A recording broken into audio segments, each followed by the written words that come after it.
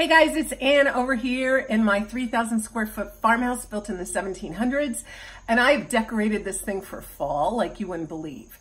But I can't put it all in one video because there's just too much. So I'm gonna break it into a lot of different little parts. And some videos I show myself decorating. Other videos I just give you a quick glance, a little teaser, a little tour. And they're all gonna be coming in the next few weeks. So if you don't wanna miss anything, make sure you subscribe and ring that little bell, okay? I wanna thank you for watching and enjoy today, the kitchen, a teaser. So here it is.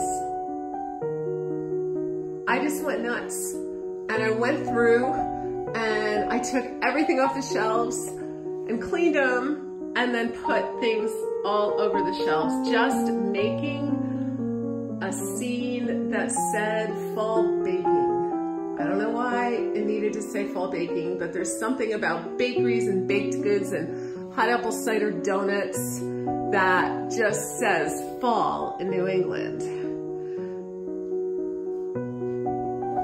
That's looking really good. If you want to see the video about me arranging these and how I did it, click on the link.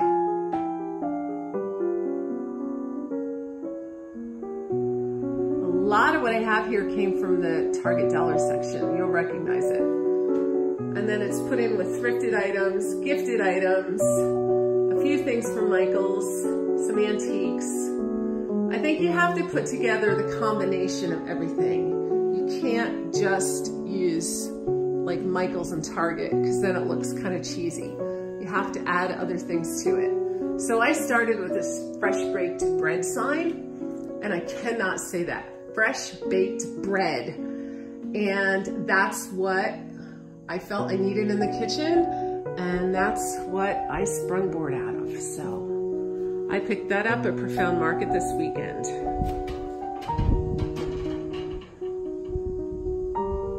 That's the island that Tom and I made a few years ago. It was all made out of things from Lowe's. Really easy to put together, actually. And those chairs are from TJ Maxx. They're super comfy. And the dog toy. I can't seem to get one video without some kind of clutter laying there from somewhere. Be it my shoes or a dish towel or a dog toy, there's always something. So anyway, that's the kitchen.